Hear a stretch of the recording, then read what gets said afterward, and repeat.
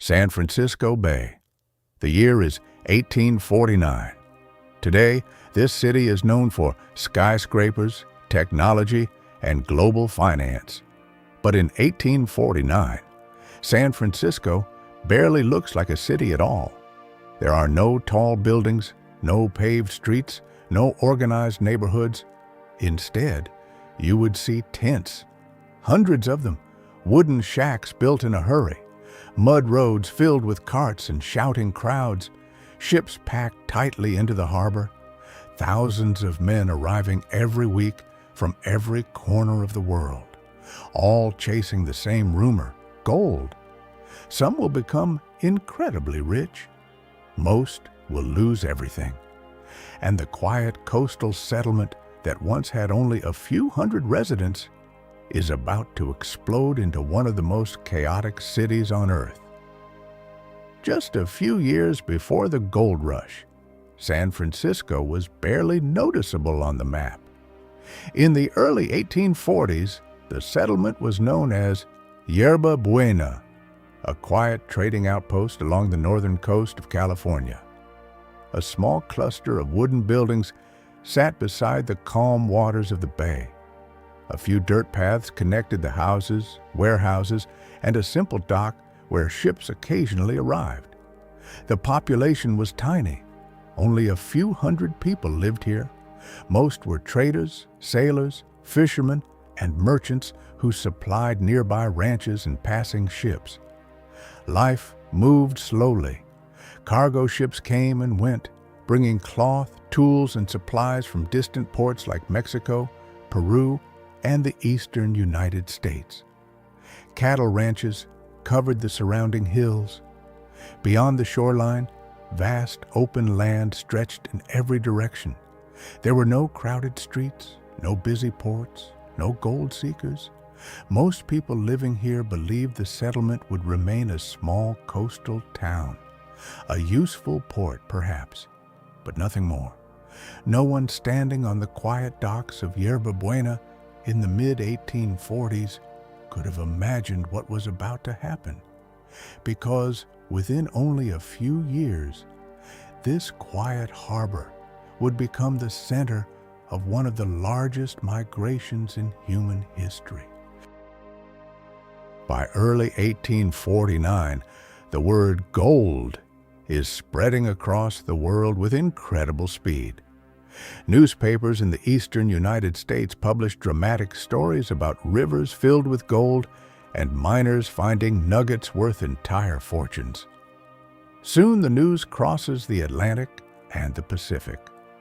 In ports from New York to London, from Chile to China, people begin hearing the same unbelievable promise: gold in California. Men abandon farms, workshops, and offices.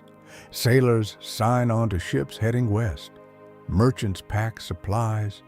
Adventurers sell everything they own just to afford the journey. They become known as the 49ers. Some travel by ship around the dangerous waters of Cape Horn, a journey that can take months through storms and freezing seas. Others attempt a faster route through Panama, crossing jungles filled with disease before boarding another ship to California. Many choose the hardest path of all, traveling across the American continent by wagon, crossing deserts, mountains, and rivers. The journey is long, exhausting, and sometimes deadly.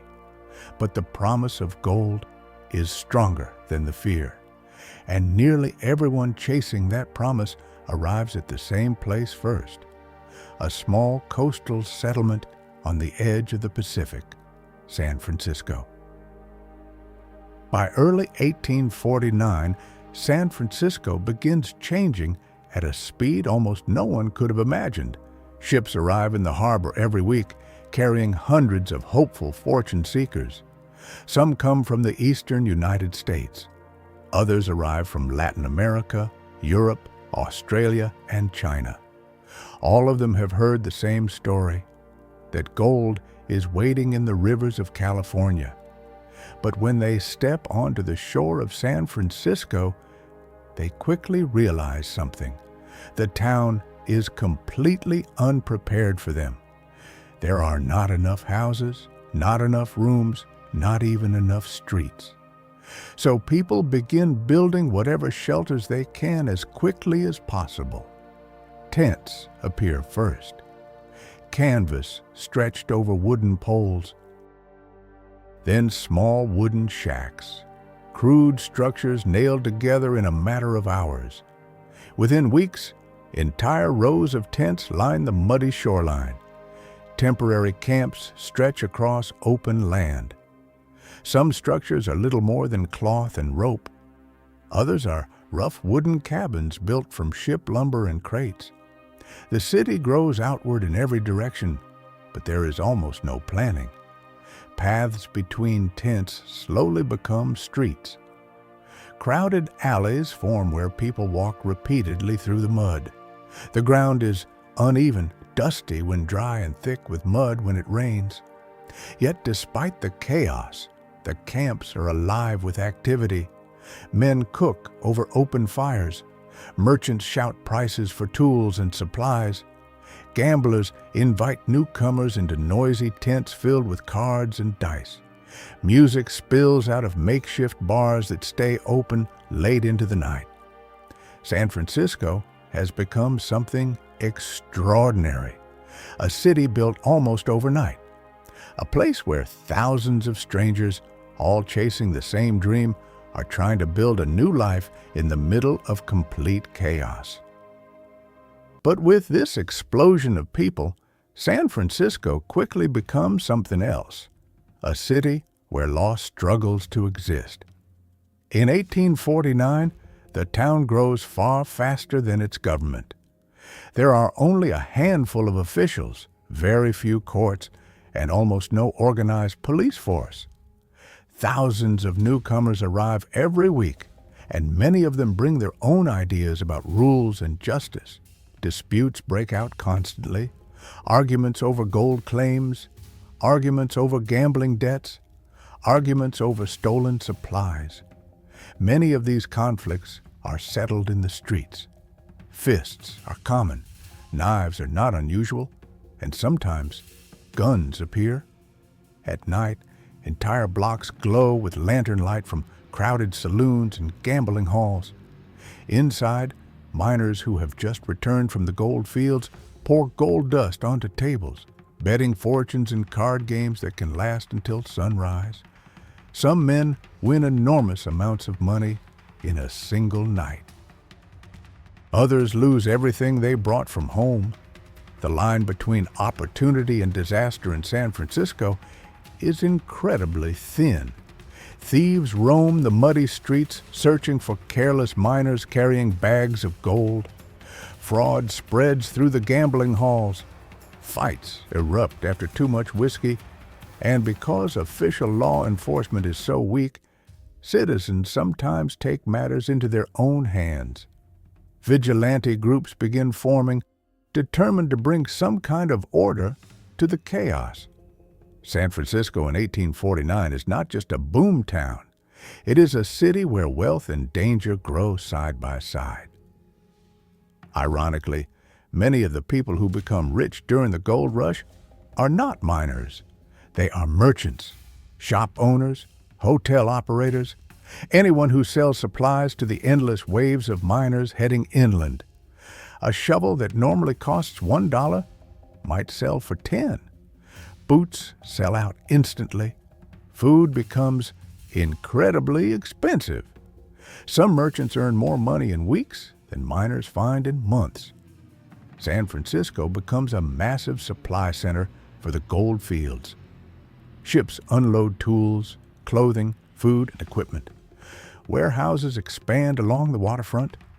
Money circulates through the city at incredible speed, and as wealth flows in, the population explodes even faster. By the end of 1849, San Francisco is changing so quickly that even residents who arrived only months earlier barely recognize the place anymore. What was once a quiet coastal settlement has turned into a city overflowing with people, noise, and constant construction. Every available piece of land is being claimed. New buildings rise almost overnight. Carpenters work day and night building wooden structures as fast as possible, stores, warehouses, boarding houses, and saloons. But speed matters more than quality. Many of these buildings are temporary, thrown together with rough lumber and simple tools. Entire streets appear in a matter of weeks. Tents slowly disappear, replaced by rows of wooden buildings packed tightly together. The population keeps climbing. Sailors, merchants, miners, gamblers, and laborers continue pouring into the city from ships arriving in the bay. With so many people arriving and leaving every day, the city feels unpredictable and unstable. Prices rise constantly. A single meal can cost more than a worker earns in a full day. Basic supplies sell out quickly, and infrastructure simply cannot keep up with the growth. There are not enough wells for clean water. Roads turn into deep mud after rain. Garbage piles up in crowded streets. Fire becomes one of the greatest fears because most buildings are made of wood and packed close together. A single spark could destroy entire blocks. Yet despite all the dangers and chaos, the city keeps growing because as long as gold continues flowing out of California's rivers, San Francisco will remain the gateway to opportunity. And every arriving ship brings more people ready to take the risk. The harbor becomes the heart of the boom. Hundreds of ships crowd the bay, some abandoned, some converted into floating warehouses, others carrying cargo from around the world. Merchants from China, Europe, and South America arrive to trade. Gold flows out of California. Goods flow in. San Francisco transforms from a remote coastal village into a global port almost overnight. Every arriving ship brings more people, more supplies, more opportunity, and the city continues expanding at an incredible pace. By the early 1850s, San Francisco is almost unrecognizable compared to the chaotic tent settlement that existed only a short time earlier. What began as rows of canvas camps and rough wooden shacks slowly starts turning into something more permanent. Carpenters work constantly across the city, replacing fragile tents with stronger wooden buildings. New streets are laid out across the hills. Storefronts appear where muddy paths once ran between tents. Banks begin opening their doors, handling the enormous flow of gold coming from the mining regions. Newspapers start printing daily reports about gold discoveries, ship arrivals, and the growing economy of the young city. Hotels replace temporary lodging houses. Warehouses expand along the waterfront to store goods arriving from around the world. The harbor itself remains one of the most remarkable sights. Hundreds of ships still crowd the bay, but now the city uses them creatively. Some vessels become storage depots. Others are converted into businesses, lodging, or floating offices. San Francisco is no longer just a chaotic gateway to the goldfields. It is becoming the economic center of the entire Pacific coast. Merchants from Europe, China, South America, and the eastern United States establish trade connections through the port. Gold moves out of California. Goods, tools, machinery, and luxury products move in. Money circulates faster than almost anywhere else in the country. And every month, more people arrive hoping to build their own fortunes. The wild boomtown atmosphere slowly evolves into something more organized. A real city is emerging from the chaos. A city that only a few years earlier barely existed on the map. Number 27, :00, Legacy of the Gold Rush. The Gold Rush? does more than build San Francisco. It reshapes California. Within only a few years, California becomes one of the fastest-growing regions in the United States. Railroads will eventually connect the West Coast to the rest of the country. Cities will expand. Industries will develop. But it all began with a chaotic moment in history, when thousands of people arrived chasing a dream hidden in the rivers of California. And a tiny coastal settlement suddenly became one of the most important ports in the Pacific. What you've just seen is a historical reconstruction of San Francisco during the gold rush of 1849. The tents, ships, muddy streets, and chaotic boomtown atmosphere were recreated using AI reconstruction technology, allowing us to visualize how the city looked during one of the most dramatic population explosions in history. If you want to explore more moments where history changed forever, subscribe for the next journey into the past through AI reconstruction.